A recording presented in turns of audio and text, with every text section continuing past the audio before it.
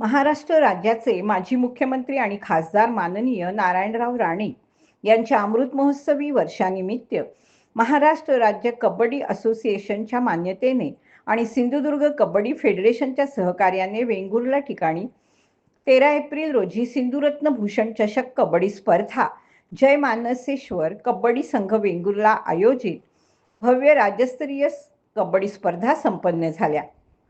या स्पर्धेमध्ये एकूण नामांकित 16 संघांनी सहभाग घेतला।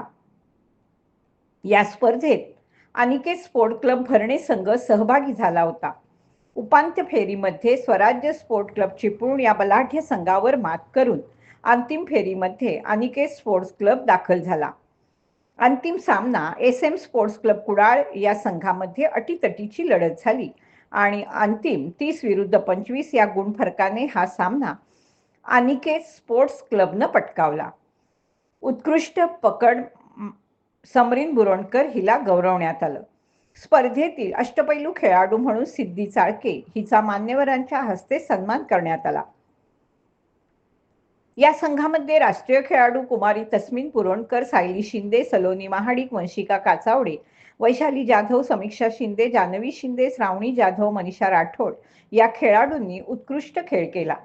या सर्व खेळाडूंवर पंचक्रोशीतून अभिनंदनाचा वर्षाव होतोय। खेड तालुका कबड्डी असोसिएशनचे अध्यक्ष आणि रत्नागिरी जिल्हा कबड्डी असोसिएशनचे उपाध्यक्ष आणि खेड नगर परिषदेचे उपनगराध्यक्ष सतीश उर्फ पप्पूशेठ शिकणे, कार्याध्यक्ष महेश शेठ भोसले यांनी संघाचं अभिनंदन करून त्यांना पुढील वाटचालीसाठी शुभेच्छा दिल्या। तेजा बैकर, सुभाष आंबेडे, दाजी राजगुरू, विलास बेंद्रे, सुजित फागे यांचं या संघाला मार्गदर्शन लाभलं।